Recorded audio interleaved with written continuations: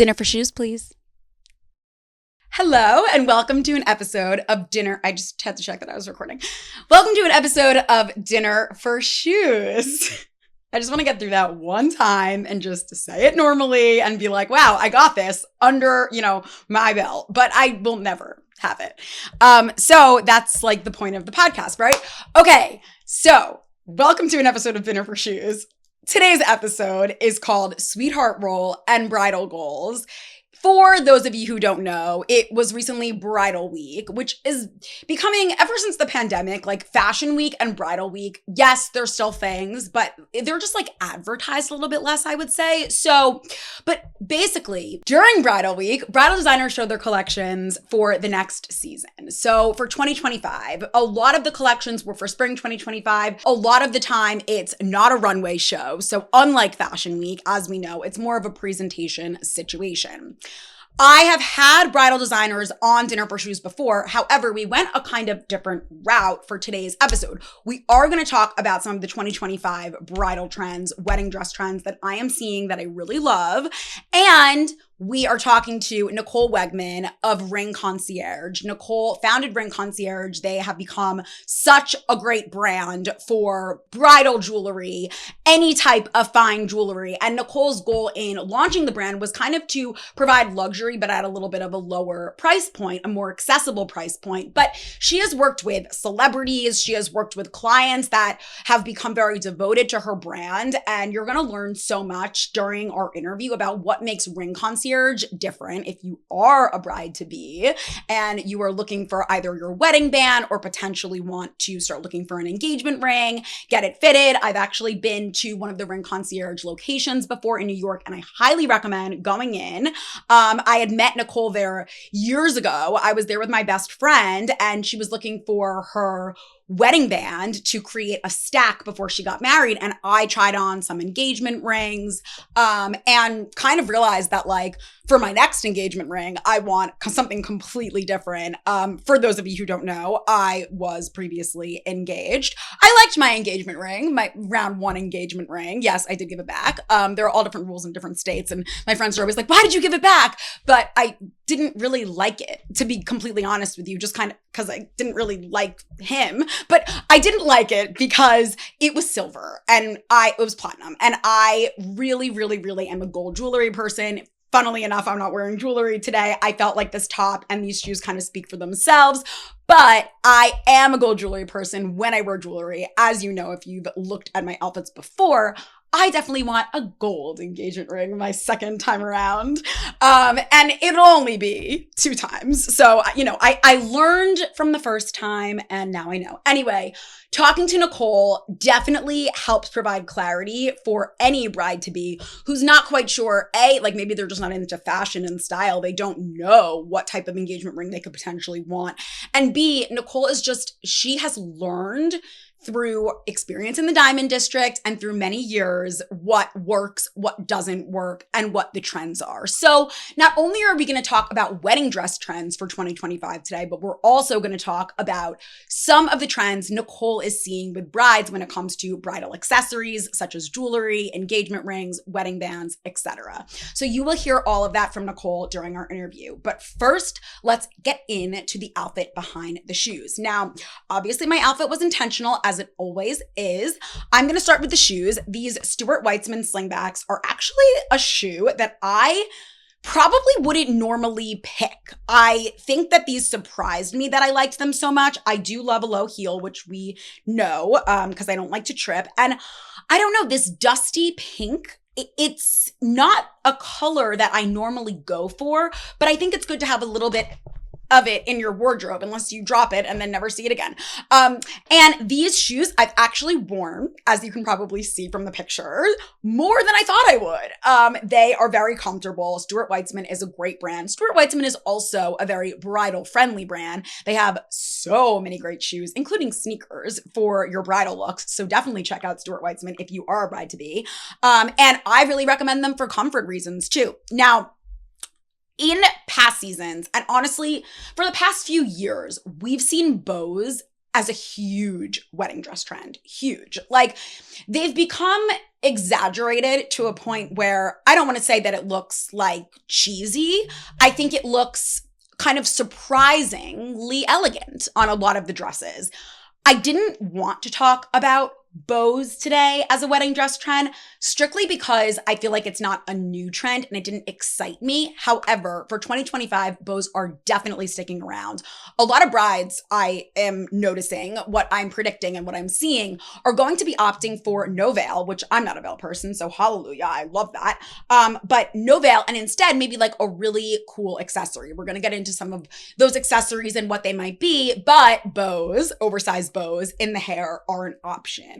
I wore my pink suede Slingback Stuart Weitzman shoes with bows because of that. Now, another one of the trends that we are seeing a lot of and that we are going to really focus on, and I have seen it for the past couple of years when it comes to wedding dresses, but I'm seeing it even more and more as the seasons go on, and really, really loving it for 2025 is like this ditzy floral trend. A lot of the time, it's like a floral applique that looks very fun and unexpected on a really elegant design, or it's like maybe flowers like daisies woven into the embroidery in a veil. I'm going to show you examples of where I'm seeing this, but I wanted to wear this floral kind of little crop top bustier situation by Ann Other Stories just to nod to that trend. And Kit has a chopstick in her mouth. I hope she comes so you can see, because spoiler alert, we're having sushi today for dinner. Anyway, so I decided to, so these are both like kind of like fancy top, fancy shoes. I decided I was going to go for more casual pants, something to separate. So I'm wearing my baggy Good American jeans. I will link these, but I'm obsessed with them. If you're looking for a good baggy jean and you're like, I don't know how to wear baggy jeans, but I really love this oversized denim look, like where should I start? Good American. You will just absolutely love these. They're so comfortable, they're so soft, and they're flattering. So all the way. That is the outfit behind the shoes. I'm going to talk to you about my favorite wedding dress trends first. Then you're going to listen to my interview with Nicole so that you can kind of hear, the accessories, the outfit accoutrements behind. Trish, come on. Come over. Come here. Everyone's like afraid to get in the camera today. Come on. Everyone get in. Get in. So you're going to hear from Nicole about the jewelry trends that are coming for bridal after we talk wedding dresses. There she is. After we talk wedding dresses, and that's the way it will play out today. So let's dive into some of my favorite wedding dress trends. Now, as a reminder, I did look at all of the 2025 bridal collections, and I really wanted to pinpoint trends that were exciting to me and different than what I've seen seasons before. There are a lot of trends that we've seen for the past few seasons that I'm not going to mention today. For example, corsets are a huge wedding dress trend. They are built into I don't think there's a bridal designer without at least one dress in their collection with a corset built in. But I'm going to specify something even more exciting that I noticed about these corset gowns, for example. Okay, these are my 6 trends. Ditzy flowers, dramatic skirt panels, and I will describe what these things are. Falling cap sleeves, neck sash is the new veil, pearl trims, and V-cut waist. Let's dive into ditzy flowers just because, yes, I am wearing a flower today. It's not really ditzy, but I already mentioned it, so let's dive in. Okay, so I pinpointed some that I really loved. One of them, I think I mentioned, like the flowers in the veil are almost like hidden behind the veil. I thought this was done really beautifully at Monique Lhuillier. I also, just because I'm not a veil person, when someone is wearing a veil, I appreciate a shorter one because I feel like it takes away from the dress less. So I really loved this. I also like that the flower embroidery in this dress is just really delicate and beautiful and kind of extends throughout the whole gown. I'm seeing that a lot more with embroidery too. So instead of like embroidery in specific places, it's becoming more of a trend to have like the same embroidery from top to bottom, no like separation, no panels, just top to bottom, really beautiful. Honor is a great brand if you're looking for something different.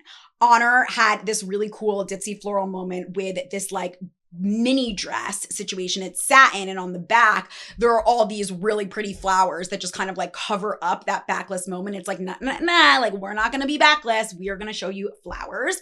I also really liked how at Lee Had, this really beautiful gown was just paired with these like ditzy flower earrings, really cool and dramatic, and just kind of showing that like your wedding dress can be fun. It can really speak to who you are and your personality. Sure, it's not going to be timeless forever, but like, why not express what you really love and go for it, you know? I also really liked at Nadia Manjarez, this really beautiful gown. Again, there's the embroidery from head to toe situation. And I like that this bride is just, I mean, there are daisies woven into her dress and she's just like kind of holding a flower, just to really like, you know, drive that point home. We like flowers. And then at Viktor and Rolf, I really, really liked, there were two dresses that had these 3D appliques on them. And this is such an elegant silhouette with the V-cut neckline, and it's just like a sheath, but then it's decorated with flowers because like, why not? So I really, really like that trend, and I'm hoping to see more brides just like go for it. Now let's talk about dramatic skirt panels. So this, to me, this trend screams Disney princess.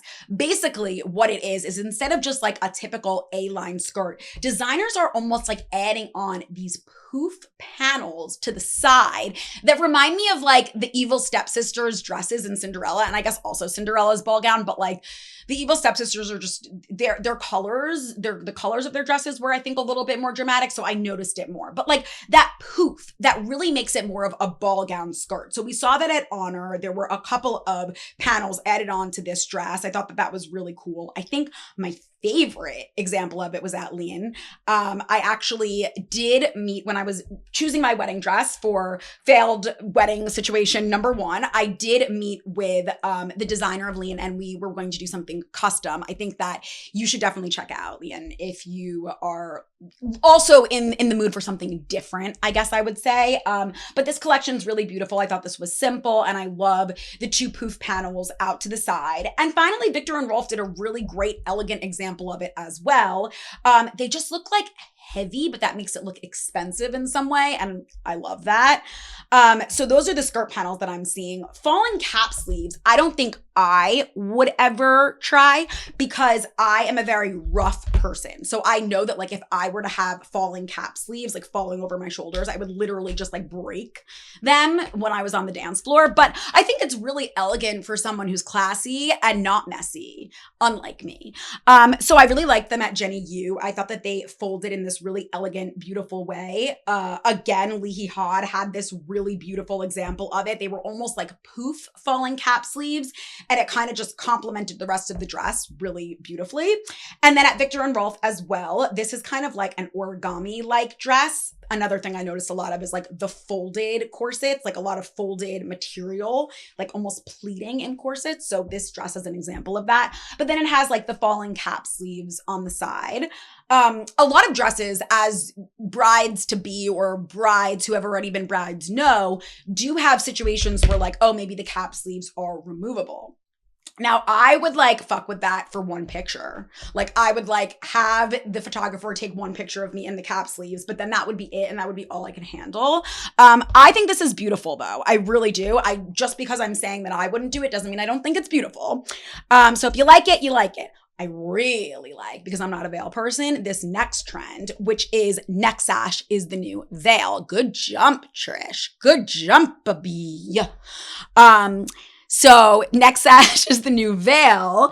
A lot of brides, or in these cases, these new collections, are showing really beautiful dresses, and instead of veils, maybe the bride has her hair down and simple, and she has a really gorgeous neck sash that can be wrapped a few different ways. I mean, you can literally have it, this is the way a lot of them look, but they look like a very thick choker of fabric, and then it just falls off to the back, almost like a veil would, honestly, but you don't have something on your head. And I think that that's really beautiful. So Lee Hod had like 3 great examples of it. There's one with like this lace insert on the back just to, you know, draw the eye to the back even more. And then there was another one, which has a corset built in and just like a really dramatic earring that also draws attention to that neck sash. And then this other really, really great one with a leg slit. I think that this was just such a beautiful picture. Probably my favorite example of it. I love the idea of like a satin neck sash. And then Nadia Manjarrez did it as well and really played up the fact that this neck sash could be almost like a makeshift veil, minus wearing it on the head, because it's embroidered the way a long cathedral veil would be over the back of a dress. So I thought that was really cool and interesting. And that really drove, like, that made me think like, oh, neck sash is the new veil. So that one was just like, yeah, that's a trend I want to talk about. Pearl trims. We've been seeing a lot of pearls. I think pearls are kind of like having a moment again. There's some sort of like obsession and association with the ocean, I guess. And as you all know, that's so me to a T. But I really liked that pearls are being, stitched onto these gowns in very unexpected ways. I liked that at Justin Alexander, they were kind of stitched onto like the back and the straps. I thought that was really cool and unique. And then an example that I liked even more at Justin Alexander is there's this corset situation with a fold on the top of the corset, and then underneath there's a little trim from like the panel on top, and it's just like these pearls like kind of like falling off in this dramatic way. Again, pearls for me on a dress would probably break one off, but I love it. I love the way it looks. I thought that Honors was really cool and bold. A bride who has just a pearl strap, pearls all around the neckline in this like tiered sheer dress situation. And then finally, Lee Had. This dress kind of reminds me of the first one that we talked about, the Justin Alexander one, where the pearls go down the straps and all the way down the open back. So I think that's a really cool way to kind of draw attention to, like, if you do have a dress with an open back, check out my back. Check out my open back. You got here from looking at my pearls, but now you're looking at my back. I don't know. And then finally, this one I think is really cool because I think it elongates the frame. I think that it is dramatic and bold.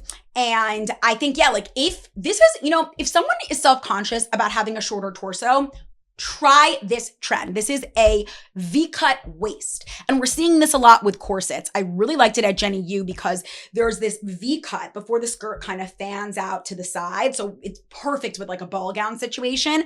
And then there's this thin little bow that kind of like separates the corset and it really elongates it. So I thought that was really cool. And I just like that deep V-cut situation. Lee Had also did it really, really well, where like the V almost goes into like a U, like it's almost like geometric here. And I thought that was really cool too. It's kind of like fierce, but then the rest of the dress has really elegant details to balance it out.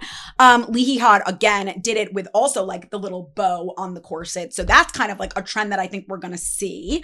And then Nadia Manjarrez, I mean, if you don't want a white wedding dress, please, this beautiful seafoam color that again has a bow because as we said, bows are sticking around. And it's got the V-cut corset. So that is just so stunning. I normally don't think that I would like even look at a seafoam dress and be like, that's what I want to wear on my wedding day. But I thought that was beautiful. So those are the 2025 bridal trends. I want you to go and listen to the jewelry trends and learn a little bit more about Ring Concierge with Nicole. And then when we get back, we'll try Nicole's favorite food, which is also my favorite food. Spoiler. First of all, thank you for having me. Excited to be here. I started my career in fashion. I went to school for fashion merchandising, and then I started in product development and then switched over to buying. I was at Bloomingdale's when I was getting engaged in their women's buying department. And I knew nothing about fine jewelry except for that I just liked jewelry. And I was getting engaged. Well, let me rephrase. I was planning to get engaged. And like most women, were putting a lot of pressure on my now husband. So we went to the Diamond District together and we're looking at rings. And I just couldn't believe the experience. And I don't know if you've ever been to 47th Street, the Diamond District in New York City. Mm-hmm, briefly. Like I've been a few times, but obviously I haven't been like in the depths of it the way you have. It's wild. It operates as if it is 100 years ago. There are people on the streets that are, kind of haggling you, saying, are you buying? Are you selling? There's all these stores that are like packed full of jewelry. You have no idea or understanding of the quality, who's trustworthy, what prices are appropriate. It's a very, very close-knit, opaque industry. And it was generally an unpleasant experience. And I walked away from it and I just couldn't believe that this is how couples were spending tens of thousands of dollars on an engagement ring. Because typically when you're at the age of getting engaged, an engagement ring is the most expensive purchase you will have made at that point, unless you already bought a home. So it's a really big deal, not just emotionally, but also financially for couples. On top of it, everybody in the industry are men, typically older men. And here I was at the time, a 26-year-old, girl who worked in New York City fashion. And I found myself to be kind of cool. And I just couldn't believe that this was who I was supposed to be leaning on also simultaneously for style advice when it came to the setting and how it should look and what are the nuances. So I came up with the concept of Ring Concierge, which originally just focused on engagement rings, hence the name Ring Concierge, because I found it so confusing that the entire industry were run by men. And it was this big kind of untrustworthy feeling when it's such an important purchase and the end user is more often than not a woman, and we weren't represented in the industry. So I wanted to really turn that around and have the experience be transparent, stress-free, have a really good aesthetic behind the rings, and then also to actually speak directly to the end user, the woman. And so that was the concept. This was 11 years ago. It's evolved a ton since then. We have stores, we have a giant e-com business, we have every category of jewelry. Actually, our other categories are bigger than our bridal category at this point, but that is what started the company. Amazing. Well, I love that. I literally just said this in an interview, I think yesterday, but so many of the people that I talk to, their ideas, their best ideas, the ones that are the foundation of their company, it all starts from within, a personal experience that you just couldn't get over. So you had to do something about it. So I appreciate that. I love a go-getter like that.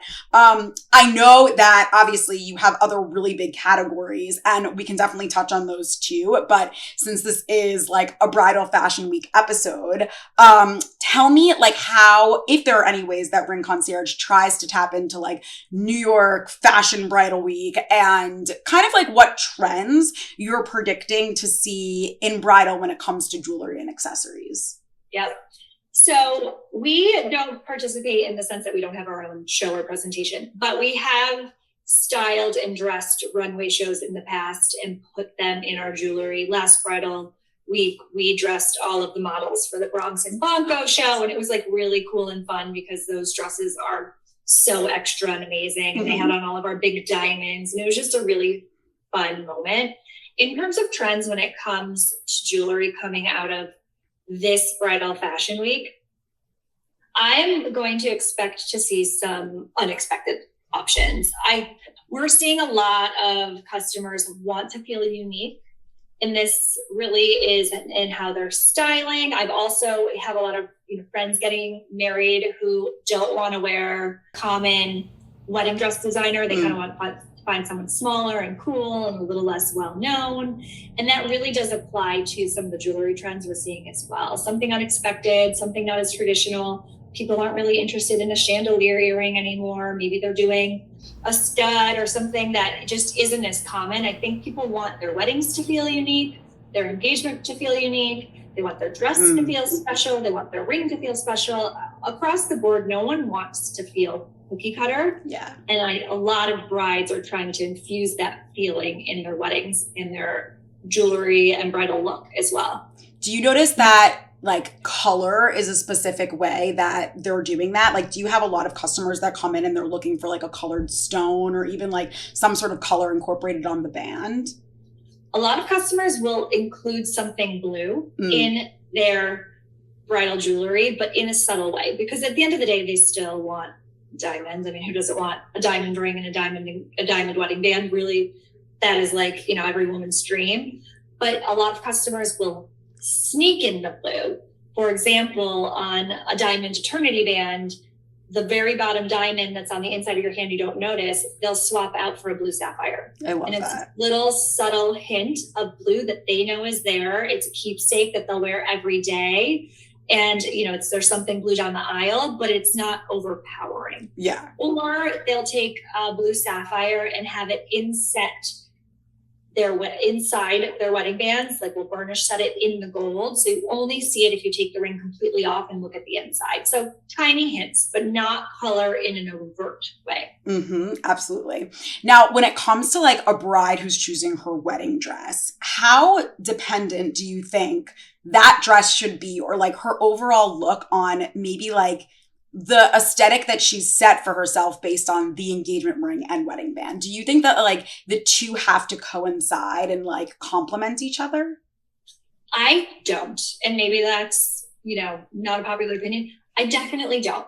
The reality is your ring and the decision around that style is so important. And I'm sure we'll get into that. And you don't want to go too far into a trend because it is something that you're meant to wear for a long time. Whereas I think you can have fun with your wedding dress and your wedding looks. Yeah. I think it's fine to lean into today's trends. You don't want to look back at pictures and think, well, what was I thinking? But I would like to look back at pictures and say, wow, I was like, cool. That was so cool at that moment. I wouldn't wear it now, but 10 years ago, that was a really fun look. And I think your wedding look is really a fun opportunity to play with your style and aesthetic and what's happening right then in culture. Yeah, absolutely. And I mean, in that sense, that actually leads me to my next question, which was just about trends in general. Like, do you think that it's important that brides pay attention to the current trends if they happen to be planning their wedding in 2025? Or do you think that they should just kind of like look within for that inspiration? And do you think that that differs when it comes to jewelry versus like their wedding dress? So it really depends on the person, right? I think if you're a little bit more of a risk taker and a trend forward person in your day-to-day fashion, why not infuse that same concept in your wedding versus somebody who's maybe more consistent and their style doesn't evolve that often and they have a really clear point of view? Then I would probably design my wedding to be in line with that clear point of view. I'm definitely somebody that's kind of goes with the trends. I do look back at my wedding and I'm like, I wouldn't do anything the same now, but that's okay because back when I was getting married, it was all about the giant Vera Wang dresses with the black sash. I had the black sash. I wouldn't wear one today. If I got married today, I would maybe do like a white suit or something like super cool and unexpected. So I think it comes down to the personality and what you're comfortable with versus a general rule for wedding style, I think bridal style. When it comes to engagement rings, though, I do feel differently. I think it's really, really critical you figure out what diamond shape you love and ignore trends there because there are trends in diamond shapes. You wouldn't think there would be, but there are. Yeah. Ovals have been trending for a while now. It all kicked off when Blake Lively got engaged. Everyone saw that oval. Everybody wanted an oval. I get it. They're gorgeous. They're elongated. But if you look at an oval and it's really not for you, ignore all of that because where you can play around a little bit more in engagement rings is the setting design. Okay. The reality of you being in love with your same setting in 20 years from now is probably slim to none. Let's just be honest here. It's a very inexpensive change to redesign your setting. It is more complicated and far more expensive to decide you want to change your diamond. So I always tell people, ignore the trends and figure out what diamond shape you love. What looks good on your hand? What have you always been gravitating to? What have you seen on other people that you've fallen in love with? Get the diamond shape right. Play a little bit with the setting trends and styles because odds are you're not going to want that exact same setting when you're, that you pick out when you're 25. You probably aren't going to want that same one when you're 55. You're probably going to make a change anyway. So just go with what you love today for the setting. Right. I feel the same way. And I also always feel like the diamond shape, I mean, you can definitely correct me if I'm wrong because this is just like, I don't know what I'm talking about. But I feel like it does have to do with like what your hands look like and like what your fingers look like. Your skin tone. Hugely important. So certain shapes help elongate fingers and or are flattering on all fingers. Ovals look good on everybody. Rounds typically look good on everybody. But certain shapes that are more square, like an Asher or a square cushion, they tend to look better on people with more elongated fingers. If you have fingers that, you think feel a little short or you wish they were more elongated, then you pick a shape that helps elongate them. Yeah. Like an oval, like a pear, like a marquee. So there are ways to play with proportions to flatter your hand shape for sure. And that you do want to think about, because just because you've always loved an asher, if it, makes your fingers look squatty, you have to look at that every day. So you should definitely think about that too. Yeah. Absolutely. So this kind of is a little bit more of an expanded question into just jewelry in general, which I know you have like a great idea about. But do you feel that certain jewelry trends, for example, let's say like everyone's wearing like the big chunky statement jewelry right now, which I feel like there has kind of been a little bit of a return to that. Do you feel like that plays into then like what brides will do? Or vice versa, do you feel like there's any like prominent jewelry trends that brides are doing that then kind of like extend into personal style? I think the jewelry trends definitely, and fashion trends, dictate what jewelry brides wear on their wedding day. So lately we've been seeing a lot of brides go with big studs or simple pearls, back to the classics, as opposed to when I was getting married, and I'm going to age myself here, a decade ago, it was all about like huge chandelier earrings and like statement, elaborate bracelets. But now I think it's all about quiet luxury, which obviously is stemming from a fashion trend. Right. It's all about kind of this trust fund, quiet money, but there's still huge look happening. So we've had a lot of influencers and celebrities we've dressed for their weddings that opt for just fake diamond studs and a single tennis bracelet, and that's it. Or more of a classic vintage looking hanging pearl off of a single diamond and back to like one tennis bracelet. Right.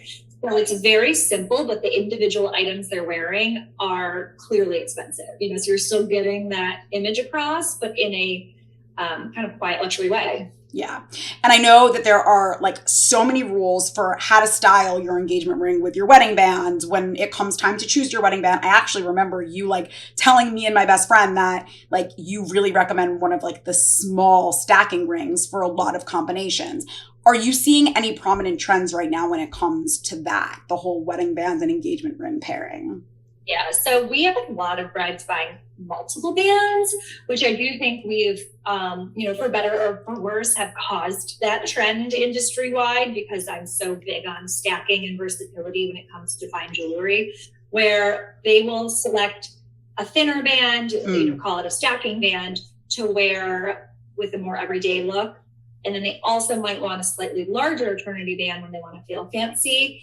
And then some days they'll just wear the two bands together and not their engagement ring because they're going grocery shopping or whatever, and they don't want their 3-carat diamond on. Right. So versatility has been the name of the game when it comes to wedding bands, which it used to be you would pick one wedding band that generally was an exact replica of the engagement ring setting band, and they would be a perfect match. Perfect matches are out. Nobody's doing matchy. Everybody's doing something unique with their wedding bands that creates this cool, versatile stack that's super personalized to their aesthetic. Absolutely. And I just feel like it's also kind of, I mean, I think everyone does it differently, but like it's nice to be able to pick your band, whereas like maybe your fiance picked your engagement ring or you didn't have a complete 100% say. So it's like you're kind of infusing your personality a little bit more with that addition. Completely. Yeah. So let's talk about your jewelry in general and kind of like what have been your consistent bestsellers. Like when someone thinks of Ring Concierge, what are you known for? We are best known for our mini diamond tennis bracelet, which is also a great wedding day piece. Mm-hmm. It is a diamond tennis bracelet for $13.98, which is an insane price. It's natural diamonds. It's solid gold. It looks phenomenal. And the reason why we're so well known for this, it's our number one product. We've sold tens and tens of thousands of them, is because we found a way to create a classic fine jewelry piece that traditionally has been price prohibitive for most customers, right, and get it down to a price point that a lot of our customers can self-purchase. They might think about it for a few months and save up and wait for an important milestone in their life, maybe a holiday or a birthday, but they do buy this bracelet and then wear it every single day, and it means so much to them. So it's also great for brides because you can dress it up or down. So if you decide to buy it for your wedding day, you can still then wear it every other day of your life, casually, formally, super versatile.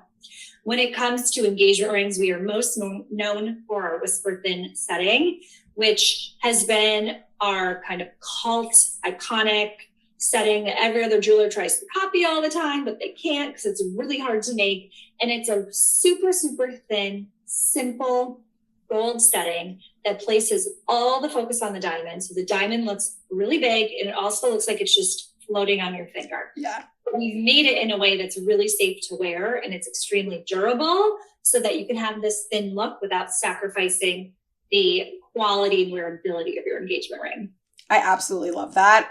I remember you talking about both of those pieces too when I first met you. And so tell me, when you did have the vision for this tennis bracelet, was that the main point and the focus when you were designing it? Was it okay, I want to create something that, is a more affordable price point?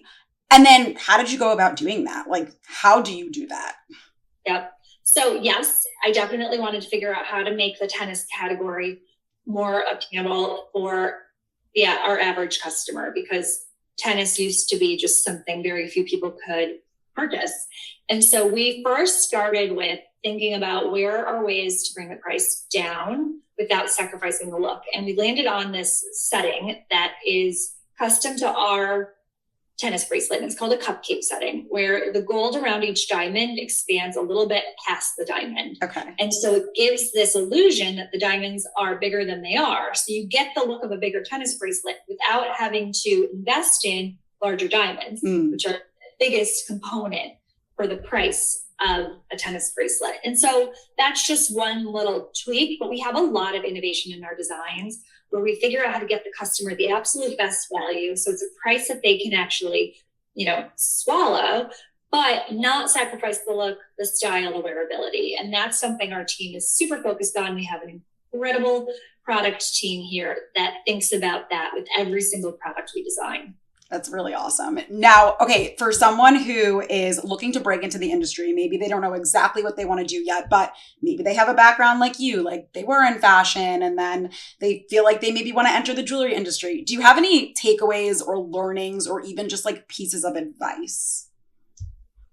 I would say, yes, they definitely do. I knew nothing about this industry when I started. I only knew about women's apparel and accessories and retail, and I didn't know about jewelry. So a couple different things. Take what you do know and take what you're good at and apply that. But then you do need to become a specialist and an expert in whatever category it is you want. And I did that. Yes, I took courses. I went to GIA and took courses, but really that just gives you the basic fundamentals. Where I really learned how to do this in the industry and understanding how to be better than our competitors is by getting a mentor in the industry. And I worked with him for the first many years to understand the ins and outs, because it's a crazy industry. We don't have enough time to go into how weird this industry is, and getting to understand the diamond supply chain and the personalities involved and how do you actually get access to these diamonds, et cetera. So I found a mentor. And when I started the business, I said, I have this idea. I will I will give you a portion of my profits if you teach me everything you know these first couple of years. And that's what I did. Another piece of it would be to talk to the customers constantly. It's one of my biggest pieces of advice, no matter what industry you're going into, what category you're interested in. If you want to start a business, you have some kind of customer, even if it's a B2B service, right? Your customer is another business. In our case, we're working directly with the end user who's wearing our product. Constant feedback, interact with them, talk to them in the stores, talk to them in customer service chats, in DMs. It's the only way to know what they want, what they care about, how they feel, and if you're doing it right. And if you don't listen to them and then pivot along the way, your business is never going to work. And I've seen so many different people that I know, founders who have started companies, and they're having a really hard time. They're constantly needing to fundraise. And part of it is just not having the right pulse of what their customers care about, and instead just putting out their product that they think their customer will want. Mm-hmm. That makes so much sense. So it's like, look from within when you're starting the brand. And then once you start it, like really make sure you're listening to your customers and what they like. Exactly. Amazing. Well, my final question for you is just like what we can expect to see from Ring Concierge in general coming. If you want to talk about like any upcoming collabs or just like drops that you're excited about. Tell us what we can expect. Definitely. You will see more stores from us. So we're so excited to have expanded beyond New York City this year. We have 2 stores in New York City, as well as a private bridal showroom. But we just opened up a store in LA, and we just opened in Houston last week. And we have a store opening in Boca next month. So we are pumped about being able to have boots on the ground and meet our customers that already exist in these other regions where we currently don't have any presence. So there's a lot to come there. Within the world of bridal, we are working on new signature engagement ring settings, which are super, super exciting. Bridal trends, engagement ring trends don't happen that fast. It's not like apparel where every 3 months there's something else that's cool. You know, the team's always telling me, because my whole team are like these cool Gen Zers that always are telling me, oh, your pants are style. This is not real. I don't know. They keep me up to date. But you don't have to worry about that as much with engagement rings. Engagement ring trends last many years, you know, like probably a good 5 years for each bridal trend, which is great. Mm-hmm. But we do have a lot of new signature rings coming out next year that we're really excited about, as well as new wedding bands. And a lot of them incorporate a lot personalization options, color options that are subtle, just ways to make sure your engagement ring feels super custom and unique to you. Yeah, that sounds so on point for like all the trends I'm sensing. So I'm really excited to see. And I feel like, you know, there is obviously right now such a drive to just do online shopping, but that's also another difference between like jewelry and bridal versus just like general clothing. Like people need to try it on. Like you can't just buy jewelry like that without knowing what it looks like on your body, you know? So exactly. That's great. I was going to go get my ginger dressing. So basically, I hope you enjoyed my interview. Hell, the cats are coming because the food is here. I hope you enjoyed my interview with Nicole. Nicole's favorite food is sushi. So is mine. I love sushi. I can't get enough of it. I actually, when I have my gummy and I get a little high, it is my favorite. My whole family disagreed, but I told them that it's my favorite thing to eat. When I'm like really hungry, I just want to like stuff a bunch of sushi in my face. I got the sweetheart roll today because, and this is from Avocado Sushi. I got it because sweetheart reminds me of like a bridal situation. It's cute. It's what like your fiance might call you, your significant other might call you. I mean, I thought it was supposed to be in the shape of a heart. I guess these kind of look like hearts, but I don't know. I mean, really, that doesn't look like a heart to me. All right, you need to stop with the chopsticks, miss. I just had to go get this one from the bedroom. She brought it all the way in there. How am I going to eat this with one chopstick? She just takes it and leaves, and I don't know why. Like, she's not going to eat that chopstick. She's only going to play with it. So I don't know. But let me read what's actually in the sweetheart roll because I feel like that's important. And even though I do love sushi, should I attempt to eat this with one chopstick? Even though I do love sushi, I like forget what's actually in each roll. I'm just like, oh, like I think I like that roll. I think I've had it before. Avocado. So Avocado Sushi is mine and Nick's absolute favorite place to order in Hoboken. And when Nicole said that her favorite food was sushi, I was like, obviously I'm getting from Avocado. Sweetheart roll. So inside there's spicy, crunchy tuna, and out is fresh tuna, which is great because I love tuna. Now, I could be a messy bride and eat this with my fingers, but I'm just going to go get a new chopstick situation. Sushi. I love sushi. All right. So I also love pickled ginger, but we actually ordered, I think I have sushi probably like 3 times a week, and I'm probably going to suffer from mercury poisoning, but we had sushi recently, not from Avocado. And this is a whole story that I could get into, but basically like I ask for ginger salad always because I love ginger dressing, and I normally dip my sushi into the ginger dressing after I eat my salad. But instead, we're just going to have a little bit of ginger here and we're going to taste it. And there's like this like spicy mayo sauce. So yeah. Oh, fuck yeah.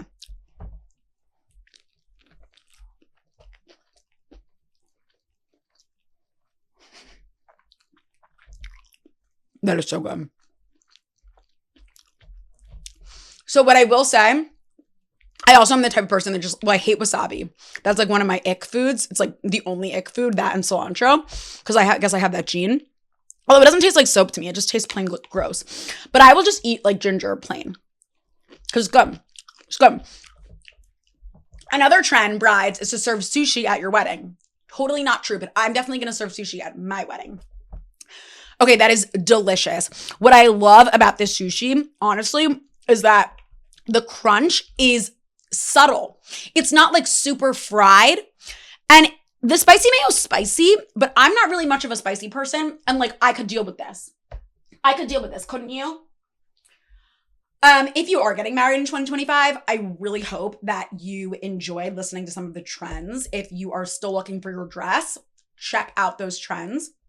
I don't think there's anything wrong with you loving a trend so much and feeling like it describes you in this season of your life. So you go for a trend for your wedding dress. Literally nothing wrong with that. Like, subscribe, tell your friends about Dinner for Shoes. We have some great interviews coming up. And yeah, I will be in support of all the brides who wear the trends that we talked about today, both jewelry and dresses. Okay, bye. Love you. You want the chopstick? You can have the chopstick now. Here, take it. Take it and run. Take it and run. Now she doesn't want it because there's sushi on it. They're both hungry. We love you. Bye.